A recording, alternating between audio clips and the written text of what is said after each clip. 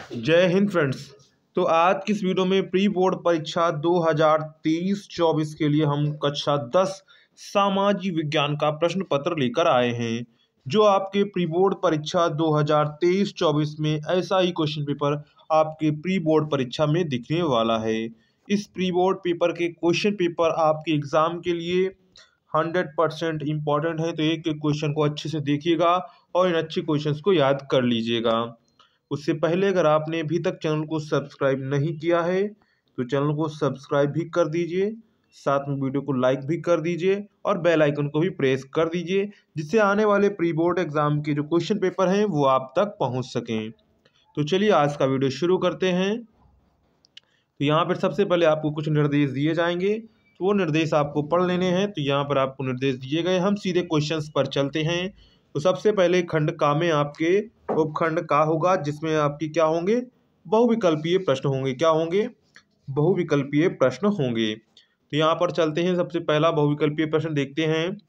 12 मार्च 1930 के महात्मा गांधी ने अपना प्रसिद्ध नमक मार्च कहाँ से शुरू किया था? तो 12 मार्च 1930 के महात्मा गांधी ने अपना प्रसिद्ध जो नमक मार्च कहाँ से शुरू किया था? ये किया था साबरमती आश्रम से किया था। कहाँ से किया था? साबरमती आश्रम से किया था। तो यहाँ पर करेक्ट आंसर क्या हो जाएगा? तो करेक्ट आंसर आपका हो जाएगा सी वाला, साबरमती आश्रम। क्या हो जाएगा? साबरमती आश्रम। इसके बाद नेक्स्ट है, किस उद्योगपति ने भारतीय अर्थव्यवस्था पर औपनिवेशिक नियंत्रण पर हमला की और सविनय अवज्ञा आंदोलन का समर्थन किया? तो किसने किया था? पुरुषोत्तम दास ठाकुर दास ने किया था। किसने किया था? पुरुषोत्तम दास ठाकुर दास ने किया था। तो यहाँ करेक्ट आंसर क्या हो जाएगा? तो करेक्ट आंसर आपका बी हो जाएगा। क्या हो जाएगा? बी आंसर आपका करेक्ट हो जाएगा। नेक्स्ट है क्वेश्चन नंबर 3, जाति व्यवस्था में बदलाव के क्या कारण हैं? तो जाति व्यवस्था में बदलाव के क्या कारण हैं? शहरीकरण, साक्षरता और शिक्षा का विकास, पेशा चुनने की आज़ादी, उपरोक्त सभी। तो जाति व्यवस्था में बदलाव के क्या कारण हैं? इसके कारण हैं शहरीकरण भी एक कारण है, साक्षरता और शिक्षा का विकास, पेशा चुनने की आज़ादी और उपरोक्त सभी। तो यहाँ करेक्ट आंसर क्या हो जाएगा? करेक्ट आंसर आपका डी हो जाएगा, उपर्युक्त सभी। क्या हो जाएगा? उपर्युक्त सभी। इसके बाद नेक्स्ट क्वेश्चन है, इनमें से कौन सा सांप्रदायिकता के सबसे कुरूप रूप के बारे में सच है? सांप्रदायिक हिंसा, दंगे, नरसंहार, इनमें से सभी। तो इनमें से कौन सा सांप्रदायिकता का सबसे कुरूप के रूप में बारे सच है? सांप्रदायिक हिंसा भी है, दंगे, नरसंहार। तो इसका क्या आंसर करेक्ट हो जाएगा? इसका आंसर आपका डी करेक्ट हो जाएगा, इनमें से सभी हो जाएगा। क्या हो जाएगा? इनमें से सभी। नेक्स्ट है, निम्नलिखित में से कौन सा दालों के लिए सही नहीं है? तो यहाँ पर निम्नलिखित में से कौन सा दालों के लिए सही नहीं है? दालें रबी और खरीफ दोनों की फसलें हैं, यानी कि इसके बाद दलहन फलीदार फसलें हैं, वे अन्य फसलों के साथ रोटेशन में उगाए जाते हैं और दालों की गहन सिंचाई सुविधाओं की आवश्यकता होती है। तो इसका करेक्ट आंसर क्या हो जाएगा? तो करेक्ट आंसर हो जाएगा, दालों को गहन सिंचाई सुविधाओं की आवश्यकता होती है। तो ये जो है दालों के लिए सही नहीं है। तो ऑप्शन क्या करेक्ट हो जाएगा? तो ऑप्शन इसका आपका डी वाला करेक्ट हो जाएगा। इसके बाद नेक्स्ट है क्वेश्चन नंबर 6, हमारी फसल क्षेत्र का कितने प्रतिशत तिलहन आच्छादित है? तो यानी कि हमारी जितनी भी फसल भारत में की जाती है उसमें कितना प्रतिशत जो है तिलहन किया जाता है, ये आपको यहाँ पर बताना है। तो कितने परसेंट किया जाता है? 12% किया जाता है। कितना किया जाता है? 12% किया जाता है। तो यहाँ क्या करेक्ट हो जाएगा? तो यहाँ आंसर आपका करेक्ट हो जाएगा बी वाला, 12%। इसके बाद क्वेश्चन नंबर 7 है, बहुराष्ट्रीय निगमों ने किसके माध्यम से वैश्विक बाजारों में प्रवेश करने में सफलता प्राप्त की है? तो किसके माध्यम से की है? तो ये इन्होंने की है विश्व व्यापार संगठन यानी कि वर्ल्ड ट्रेड ऑर्गेनाइजेशन यानी कि WTO के तहत बहुराष्ट्रीय निगमों ने यानी कि कंपनियों ने माध्यम से वैश्विक बाजारों में प्रवेश करने में सफलता प्राप्त की है। तो यहाँ क्या करेक्ट आंसर हो जाएगा? करेक्ट आंसर ए हो जाएगा, विश्व व्यापार संगठन, क्या? विश्व व्यापार संगठन। तो यहाँ ऑप्शन आपका ए वाला करेक्ट हो जाएगा। इसके बाद क्वेश्चन नंबर 8 है, बहुराष्ट्रीय कंपनियों द्वारा किए गए निवेश को क्या कहते हैं? तो बहुराष्ट्रीय कंपनियों द्वारा किए गए निवेश को क्या कहते हैं? उसे कहते हैं विदेशी निवेश। क्या कहते हैं? विदेशी निवेश कहते हैं। क्या कहते हैं? विदेशी निवेश कहते हैं। तो यहाँ क्या करेक्ट आंसर हो जाएगा? तो यहाँ करेक्ट आंसर हो जाएगा बी आपका। क्या हो जाएगा? विदेशी निवेश। क्या हो जाएगा? विदेशी निवेश कहते हैं। क्या कहते हैं? विदेशी निवेश कहते हैं। तो यहाँ करेक्ट आंसर आपका बी हो जाएगा। इसके बाद नेक्स्ट है, ब्रिटेन वुड्स सम्मेलन में किस संस्था की स्थापना की गई थी? अंतर्राष्ट्रीय मुद्रा कोष, विश्व मजदूर संघ, विश्व स्वास्थ्य संगठन, विश्व व्यापार संगठन। तो यहाँ पर ब्रिटेन वुड्स सम्मेलन में किस संस्था की स्थापना की गई थी? तो ये की गई थी अंतर्राष्ट्रीय मुद्रा कोष की। किसकी की गई थी? अंतर्राष्ट्रीय मुद्रा कोष की स्थापना की गई थी। तो यहाँ क्या करेक्ट हो जाएगा? आंसर यहाँ पर आपका ए वाला करेक्ट हो जाएगा, अंतर्राष्ट्रीय मुद्रा कोष। इसके बाद नेक्स्ट क्वेश्चन है 10, बेल्जियम किस महाद्वीप में स्थित है? एशिया, ऑस्ट्रेलिया, उत्तरी अमेरिका, यूरोप। तो यहाँ पर जो बेल्जियम है किस महाद्वीप में स्थित है? तो बेल्जियम स्थित है यूरोप महाद्वीप में स्थित है। कहाँ स्थित है? यूरोप महाद्वीप में स्थित है। इसके बाद नेक्स्ट क्वेश्चन है, श्रीलंका कब एक स्वतंत्र राष्ट्र बना? क्या प्रश्न है? श्रीलंका स्वतंत्र राष्ट्र कब बना? तो श्रीलंका स्वतंत्र राष्ट्र कब बना था? 1948 ईस्वी में बना था। कब बना था? 1948 ईस्वी में बना था। तो यहाँ क्या करेक्ट आंसर हो जाएगा? तो यहाँ आंसर आपका सी करेक्ट हो जाएगा, 1948 ईस्वी में। तो यहाँ आंसर आपका क्या करेक्ट हो जाएगा? आंसर आपका सी करेक्ट हो जाएगा। नेक्स्ट है, धरातल का कितना प्रतिशत भाग जल से ढका है? तो धरातल का कितना प्रतिशत भाग जल से ढका है? तो भारत का जो धरातल का कितना प्रतिशत भाग जल से ढका है? तो ये 3/4 ढका है, यानी कि 4 भाग अगर किए जाए पृथ्वी को, 3 भाग जल से ढका हुआ है।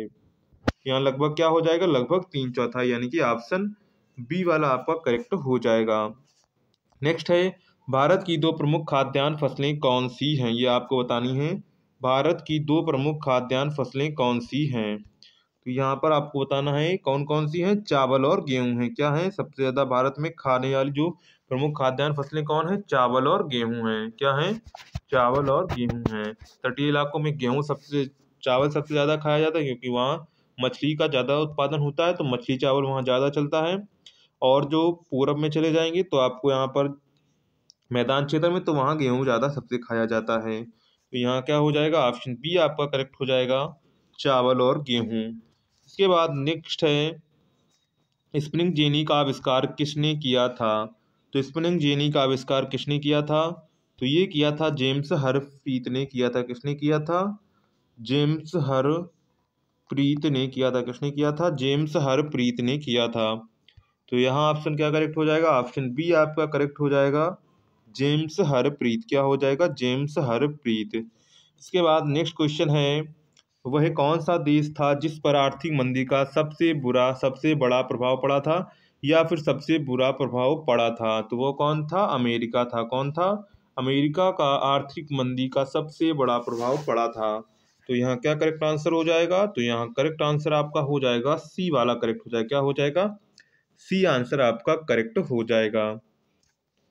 इसके बाद नेक्स्ट क्वेश्चन है, वह उद्योगपति जिसने 1920 के दशक में लागत को कम करने का निर्णय किया था? वह उद्योगपति जिसने 1920 के दशक में लागत को कम करने का निर्णय किया था, वो कौन थे? हेनरी फोर्ड थे। कौन थे? हेनरी फोर्ड थे। कौन थे? हेनरी फोर्ड थे। तो यहाँ आंसर क्या करेक्ट हो जाएगा? तो यहाँ आंसर आपका सी वाला करेक्ट हो जाएगा, हेनरी फोर्ड। क्या हो जाएगा? Henry Ford. इसके बाद क्वेश्चन नंबर 17 है, भारत के किस राज्य में प्रत्येक घर में छत वर्षा जल संग्रह ढांचों का बनाना आवश्यक कर दिया गया है? कर्नाटक, आंध्र प्रदेश, तमिलनाडु, केरल। तो ये कहाँ कहाँ कर दिया गया है? तमिलनाडु में आवश्यक रूप से कर दिया गया है।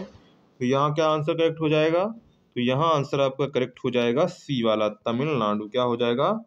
तमिलनाडु। क्या हो जाएगा? तमिलनाडु। तो ऑप्शन यहाँ पर आपका सी करेक्ट हो जाएगा। नेक्स्ट है, निम्न में से कौन सी रेशेदार फसल है? आपको बताएं निम्न में से कौन सी रेशेदार फसल है? कपास, जूट, रेशम, इनमें से कोई नहीं। तो इसका राइट आंसर क्या हो जाएगा? इनमें से कोई नहीं, क्योंकि इसमें कोई भी रेशेदार फसल नहीं है। तो इनमें से कोई नहीं। तो यहाँ आंसर क्या करेक्ट हो जाएगा? तो आंसर यहाँ पर आपका डी करेक्ट हो जाएगा, इनमें से कोई नहीं। तो ऑप्शन यहाँ क्या करेक्ट हो जाएगा? डी वाला आपका करेक्ट हो जाएगा। नेक्स्ट है, निम्नलिखित में से कौन सा खनिज आधारित उद्योग है? सीमेंट, चीनी, सूती वस्त्र, जूट का सामान। तो सीमेंट क्या है? सीमेंट एक खनिज आधारित उद्योग है। क्या है? सीमेंट एक खनिज आधारित उद्योग है। तो यहाँ आंसर क्या करेक्ट हो जाएगा? तो यहाँ आंसर आपका करेक्ट हो जाएगा, पहला वाला करेक्ट हो जाएगा, सीमेंट। इसके बाद नेक्स्ट है, झारखंड का कोडरमा अग्रणी उत्पादक है। तो झारखंड का कोडरमा अग्रणी उत्पादक किसका है? तो ये सबसे ज़्यादा अग्रणी उत्पादक है अभ्रक का। क्या है? अभ्रक का सबसे ज़्यादा अग्रणी उत्पादक है, राज्य है। तो यहाँ आंसर क्या करेक्ट हो जाएगा? तो यहाँ आंसर आपका ए वाला करेक्ट हो जाएगा, अभ्रक। तो ये आपके प्री बोर्ड में ऑब्जेक्टिव क्वेश्चंस पूछे जाएंगे, जो आपके प्री बोर्ड एग्जाम 2023 के लिए इंपॉर्टेंट हैं। तो इनको भी बिल्कुल स्किप नहीं करेंगे। आगे देखते हैं क्वेश्चंस को। इसके बाद नेक्स्ट क्वेश्चन है, खंड बा, निम्नलिखित प्रश्नों के उत्तर दीजिए। अभी वर्णनात्मक प्रश्न आ गए हैं, जो आपको लगभग 80 शब्दों में इनके उत्तर देने होंगे। तो यहाँ पर पहला क्वेश्चन आपसे पूछा जाएगा, 19वीं सदी की अनुबंध व्यवस्था, जिसे नई दास प्रथा भी कहा जाता था, का अर्थ बताइए क्या है? ये आपको बताना है कि 19वीं सदी में जो अनुबंध व्यवस्था थी, जिसे नई दास प्रथा भी कहा जाता था, का अर्थ को आपको बताना है। अथवा में जब हम कहें कि 16वीं सदी में दुनिया सिकुड़ने लगी थी, इसका क्या अर्थ है? ये आपको बताना है। जब हम कहें कि 16वीं सदी में दुनिया सिकुड़ने लगी थी, इसका क्या अर्थ है? अथवा में 19वीं सदी की अनुबंध व्यवस्था, जिसे नई दास प्रथा भी कहा जाता था, का अर्थ बताइए। तो इनमें से आपको कोई, दोनों में से कोई ओनली आपको एक क्वेश्चन करना है, जो आपको आता हो। इसके बाद क्वेश्चन नंबर दूसरा है, संघ सूची एवं राज्य सूची को स्पष्ट कीजिए, अथवा आदि औद्योगिकरण से आप क्या समझते हैं? तो दोनों में से आपको एक क्वेश्चन करना है, जो आपको आता हो। इसके बाद नेक्स्ट है क्वेश्चन नंबर 3, खनिज के सतत पोषणीय उपयोग के किन्हीं 3 मूल्यों की व्याख्या कीजिए, अथवा लोहा और इस्पात उद्योग को आधारभूत उद्योग क्यों कहा जाता है? कोई 3 कारण स्पष्ट कीजिए। तो यहाँ पर खनिज की सतत पोषणीय उपयोग के किन्हीं 3 मूल्यों की व्याख्या आपको करनी होगी, और लोहा और इस्पात को उद्योग को आधारभूत क्यों कहा जाता है, कोई 3 कारण स्पष्ट करने हैं। तो ओनली आपको यहाँ पर एक करना होगा। इसके बाद क्वेश्चन नंबर 4 आता है। क्वेश्चन नंबर 4 में हमसे क्या कहा गया है? विकसित देशों में आर्थिक क्रिया के महत्व का वर्णन कीजिए। मुद्रा से क्या अभिप्राय है? मुद्रा की प्राचीन तथा आधुनिक रूपों में अंतर बताइए। तो यहाँ पर दोनों में से आपको कोई एक क्वेश्चन का आंसर देना होगा, और वो भी आपको कितने शब्दों में? 80 शब्दों में देना है। इसके बाद आते हैं वर्णनात्मक दूसरे प्रश्न, यानी कि वर्णनात्मक द्वितीय प्रश्न। इनमें आपको 150 शब्दों में आंसर देना है, यानी कि आपके लॉन्ग आंसर टाइप क्वेश्चन से दीर्घ उत्तीय प्रश्न है। सबसे पहला इसमें क्या प्रश्न है? सबसे पहला 5वां प्रश्न आता है, औद्योगिकरण से क्या अभिप्राय है? वर्णन कीजिए, अथवा आर्थिक महामंदी के प्रमुख कारणों का वर्णन कीजिए, अमेरिकी अर्थव्यवस्था पर इसके प्रभावों का वर्णन कीजिए। तो दोनों में से आपको कोई एक क्वेश्चन का आंसर देना है, जो आपको आता हो।